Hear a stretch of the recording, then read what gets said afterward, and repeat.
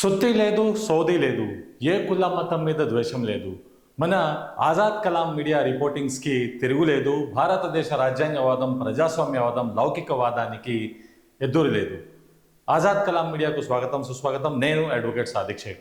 మీరు చూడొచ్చు, ఏ భారతదేశాన్ని అయితే నాశనం చేయాలని, ఏ భిన్నత్వంలో ఏకత్వాన్ని అయితే నాశనం చేయాలని హిందూ ముస్లిం సిక్ ఇసాయి భాయి భాయి అంటే ఎట్లవుతారు భాయి భాయి అని చెప్పి విషం విద్వేషం నూరిపోస్తుంటే, ఆ విషం విద్వేషమే పండు ముసలి.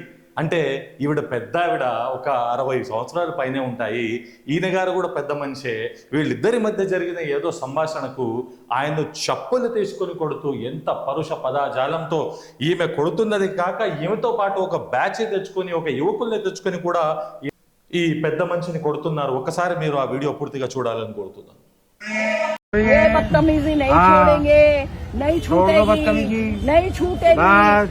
इज्जत के साथ बता, तूने ये वर्ड, तुम लोग ये वर्ड कैसे बोलते हो? ये गलत हरकतें छोड़ दो गलत हरकतें। ये देख रहे हो? हाँ देख रहे हो अपने आप को देखो। ये मत समझना, अब हिंदू कभी कहीं पे कमजोर है। अच्छा, हिंदू कमजोर नहीं है। अच्छा, अरे हिंदू कमजोर कौन बता रहा है? हिंदू कमजोर कौन बता रहे हैं? हिंदू कमजोर ये क्या बदतमीजी है? क्या बदतमीजी है? तुम खेलोगे, तुम किसी को कुछ भी उल्टा बोलोगे तो तेरी दाढ़ी पकड़ लो।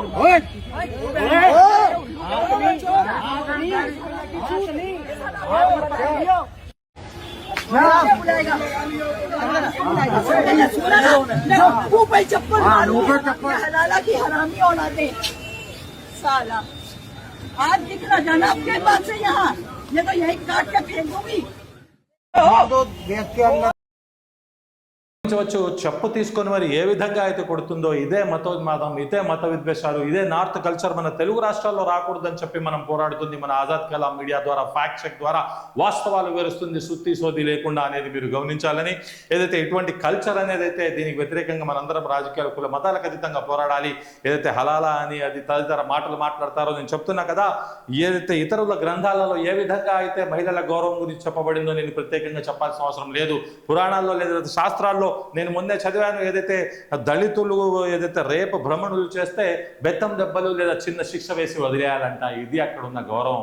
ఏ విధంగా అయితే దాసిని సిస్టమ్ ఉందో, ఏ విధంగా అయితే ఇప్పటికి కూడా మన భారతదేశంలో ఎన్నో రాష్ట్రాలలో వివిధ ఆచారాలు ఉన్నాయి. ఒకటే హిందూ మహిళ ఎంతో సొంత అన్నదమ్ములని ఒక 4-5 పురుషులు భర్తలుగా ఉంచుకున్న మేము స్టోరీలు చూసాము. ఇటువంటి నడుస్తూనే ఉన్నాయి. వాస్తవంగా ఆచారాలు ఉన్నాయి. అయితే ఇటువంటి వాళ్ళ ముస్లింలను హలాలాలు అని చెప్పి మాట్లాడేది, ఇటువంటి వాళ్ళ ముస్లింలు ఇస్లాం మరియు మహిళల గౌరవం గురించి మాట్లాడేది. కావున దయచేసి ఇటువంటి విషం, విద్వేషం, మతోన్మాదం ఎవరెవరైతే విరజిమ్ముతున్నారో దీన్ని ఇక పాజిటివ్గా వాడుకునే వాళ్ళు ఉంటారు. ఎందుకు కొట్టిందో మంచికే కొట్టింది అనే వాళ్ళు ఉన్నారు. ఏదైతే రేప్ స్టోరీలు, ఫేక్ స్టోరీలు కూడా జోడించే వాళ్ళు ఉన్నారు.